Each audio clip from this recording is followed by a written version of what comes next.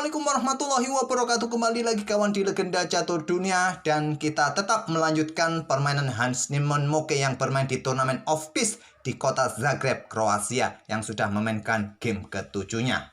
Oh ya, mengenai kritik saran, sementara sampai di sini dulu, tak perlu kita perpanjang. Mungkin sebulan sekali akan saya berikan tanggapan jika masih ada penonton baru yang memberikan penilaian negatif terhadap channel kami ini. Baru sebulan sekali akan admin respon kawan. Ini bukan untuk mengcounter para kritikus kawan, tapi admin hanya memberikan tanggapan agar admin ini juga lebih dekat dengan para kritikus dan penonton-penonton yang lain secara umum. Oke kawan, kita lanjut ke permainan Hans Niemann Moke di turnamen of peace di kota Zagreb ini yang sudah memainkan game ketujuh. Nah, Hans Niemann Moke masih tak terbendung kawan. Di game ketujuhnya menghadapi Grandmaster asal Belanda Ivan Sokolov, dan Hans Niemann masih memimpin turnamen ini dengan selisih 1 poin kawan. Tinggal 2 babak lagi. Oke, Hans Niemann di sini pegang putih kawan, mengawali dengan pion raja. Kemudian ada pion raja juga, pion E5, kuda F3, kuda C6, bermain dengan pembukaan Italia. Menurut admin, pembukaan yang sangat kompleks ini, ya ini kawan, pembukaan Italia ini salah satu permainan yang kompleks. Walaupun sering dimainkan dan juga walaupun banyak pemain yang sudah hafal di teori pembukaannya, tapi kebanyakan middle game sampai end game kawan, permainan Italia menghadirkan permainan yang kompleks, yang banyak misteri di sini. Gajah C5, Giojo Piano, mainland dengan pion C3 kawan, jalur utama dari Giojo Piano. Kemudian kuda F6, pion D3, masih jalur utama pion D6, rokade. Nah, di sini kawan pilihan utama bagi hitam yang paling banyak diambil. Kalau stok visi menyarankan dengan pion A5, pion H6 atau rokade. Tapi langkah yang paling banyak dipilih manusia pada posisi ini cukup pion A6, pilihan utama. Nomor 2 rokade, baru pilihan nomor 3 dengan pion H6 kawan untuk kontrol petak G5. Tapi langsung memainkan pion H6-nya, benteng E1 jawaban utama di sini kawan. Nomor 2 pengembangan kuda B ke D2 atau pion A4 langsung untuk mencoba menghentikan ancaman dari pion A6, pion B5 kawan. Di sini pengembangan kuda B ke D2 terlebih dahulu dipilih oleh Hans Niemann. Rokade, jawaban yang paling banyak diambil di game-game sebelumnya, memilih langsung pion A5. Sekarang benteng E1, kemudian baru sekarang rokade. Bagaimana jika kalian mencoba langsung serang pion F2? Ya, jawabannya simple. Benteng kembali atau naik ke peta E2. Nanti kuda kembali mundur ke F6, pion H3 bisa dilanjutkan oleh putih untuk kontrol kembali peta G4 kawan. Mudah antisipasi serangan dari kuda ini kawan, ya benteng bergeser naik ataupun bergeser kembali ke peta F1.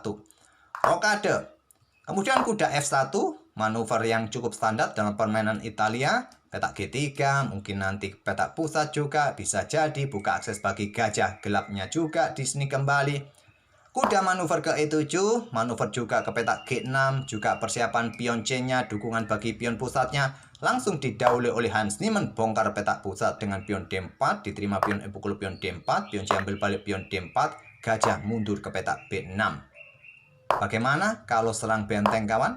Ya simple, benteng bergeser naik ke peta E2. Masalahnya nanti coba lihat kawan, kalau ada pion A3, gajah mau lari kemana? Ya mungkin pion A4 berikan ruang. Nah di sini bisa dilanjutkan dengan manuver kuda ke G3. Kalian akan kalah tempo kawan. Gajah tarik mundur ke B6, pion H3 sekarang, kontrol peta G4 terlebih dahulu. Nah, menantang pertukaran pion pusat dengan pion D5. Ditolak, ditantang dengan pertukaran perwira, sama-sama memberikan ancaman bagi perwira masing-masing. Kuda lompat ke E4, pilihan dari Ivan Sokolov. Andai saja hitam menerima gajah dengan pion D pukul gajah C4, masalahnya pion ini punya tempo untuk melanjutkan ambil buah hitam kawan. Kalau kalian ambil menggunakan pion G, pion H tidak ada yang menjaga. Kalau kalian coba di sini kuda lari terlebih dahulu mungkin ke peta G6. Nah, pion pukul pion ambil balik oleh raja, mungkin bisa berlanjut dengan menteri ini naik ke peta D2 serang pion. Di sini ada benteng H8. Nah, putih bisa melanjutkan dengan langkah menteri ke peta C3 mungkin, ataupun dorong pion D5, pion B3 kawan, bisa dilanjutkan untuk berikan ruang pada gajah di diagonal gelap panjang ke depannya. Kembali lagi ke langkah aslinya, memilih kuda ke E4. ada gajah D3, serang kuda, dan Stockfish menyarankan kawan di sini gajah F5. Sebagian kawan-kawan juga mengkritik admin ini kenapa kok selalu menggunakan Stockfish. Ya, admin bukan Grandmaster kawan. Admin kemampuannya terbatas untuk memahami catur. Jadi dibantu oleh engine komputer.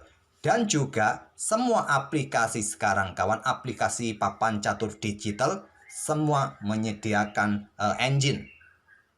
Ya seperti Gotham Chess ataupun Hikaru Nakamura terkadang juga memberikan penjelasan dari ide Stockfish juga kawan saat memberikan penjelasan di channel caturnya. Memang tidak bisa dihindari kawan, karena memang tersedia Stockfish atau engine di situ. Kalau di chess.com kalian tinggal pilih, dia menyediakan Stockfish ataupun Komodo. Kalau di Lichess saya belum pernah otak-atik, kebanyakan sih ya dia pakai Stockfish kawan. Versi terbaru paling enggak versi 15. Oke, lanjut kawan. Di sini pion C5 counter attack ataupun gajah F5 tadi kawan perkuat posisi kuda di sini tapi memilih dengan counter attack pion C5. Manuver kuda G3 menantang pertukaran dan sudah saatnya melakukan pertukaran di sini kawan untuk merusak struktur pion putih. Nah, kalian bisa lanjutkan menantang pertukaran gajah terang di sini. Mungkin di sini kalian tahan dengan langkah pion D pukul pion C5 terlebih dahulu, diambil balik oleh gajah skak. Kemudian di sini raja bergeser ke petak H2, berlanjut menteri keluar ke petak B6, menahan diri pertukaran gajah terang. Masih ya dirasa permainan masih cukup imbang. Memilih gajah F5 terlebih dahulu, serahkan gajah terang. Diambil oleh Hans Niemann, ambil balik oleh kuda. Hans Niemann serahkan gajah terangnya kali ini.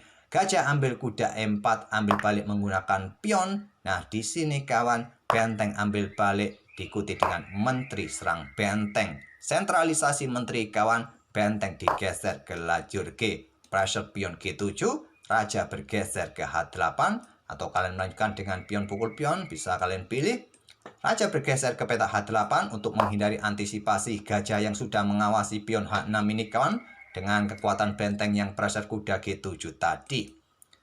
Menteri naik ke petak D3 serang kuda kawan. Kuda caplok pion D4. Nah sekarang silakan pause video ini untuk beberapa detik kembali kawan seperti kemarin. Coba temukan langkah cantik dari Hans Niemann. Dengan langkah cantik apapun, permainan juga masih dirasa seimbang kawan. Tapi langkah ini langkah cantik. 1, 2, 3, 4, 5. Sudah kalian pause videonya 5 detik saja, apakah sudah cukup? Hans Niemann korban kuda kawan, seperti kemarin-kemarin. Langkah brilian ternyata, dan diambil ternyata langkah kesalahan. Kalaupun kalian mencoba bertukar perwira di petak D4 ini kawan, hitam punya satu pion bebas yang menjadi kelebihannya nanti. Sedangkan pion putih masih bisa dihadang oleh pion F di sini kawan. Oke, kembali lagi ke langkah aslinya, mungkin benteng ke sini serang pion yang di sini. Salah satu opsi di langkah berikutnya, tapi masih bisa diantisipasi oleh hitam nanti. Korban kuda dan langkah kesalahan dari hitam menerima pengorbanan yang terkuat dengan langkah pion G6. Nah, di sini kuda lari ke petak E4 di sini kawan. Nah, kalian bisa ambil pion di sini tapi yang lebih kuat serang benteng terlebih dahulu. Memang benteng pertahankan pion yang di sini. Kalian bisa tarik mundur gajah serang benteng lagi. Nah, mungkin kuda ke F6. Sikat kuda ini ambil balik oleh pion kawan. Benteng serang menteri di sini. Kalian geser menteri ini ke petak D6 saja untuk coba rebut pion. Mungkin menteri bergerak ke petak E3 di sini kawan. Menteri ambil pion di sini, benteng ambil pion yang di sini. Permainan dirasa masih cukup seimbang. Cuma kekuatan putih dengan gajahnya kawan. Dengan komposisi pion yang sama, dengan sisi raja 3 pion, sisi kiri sisi menteri 2 pion. Kalau menemukan langkah presisi, dirasa masih bisa beragremis. Tapi ambil pengorbanan pion H pukul kuda G5.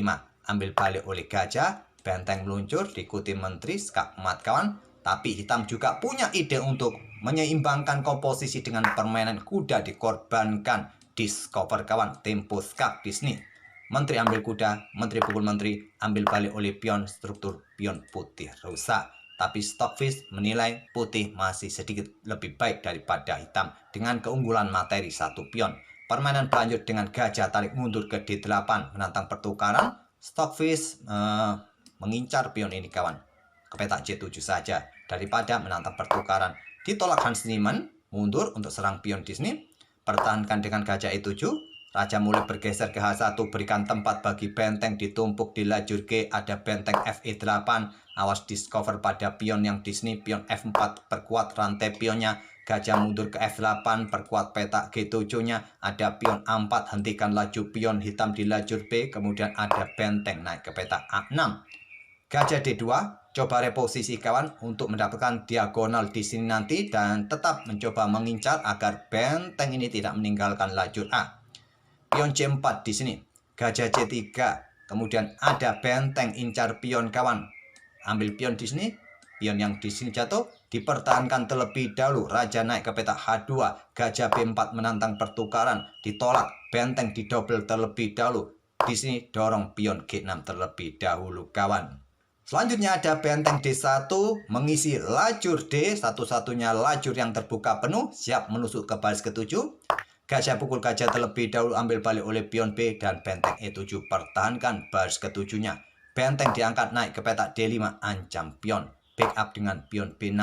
Benteng turun, ancam pion di sini. Backup dengan benteng C7.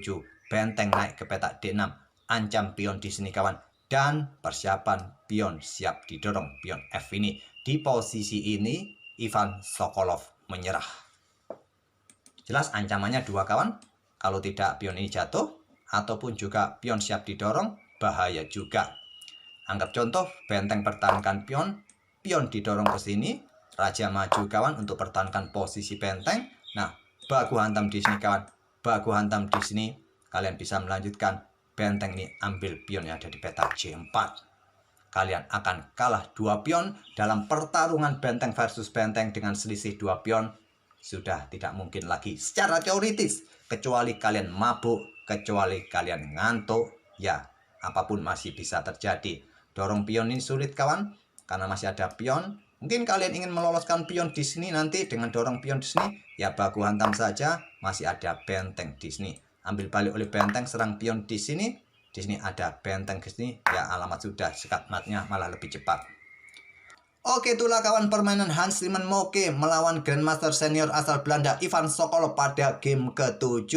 Tak terbendung sampai game ke-7 dan menjadi kandidat kuat menjadi juara di event turnamen of peace ini kawan. Dan sampai game ke-7 ini kawan, akurasi dari langkah-langkah Hans Niemann ini 95% ke atas.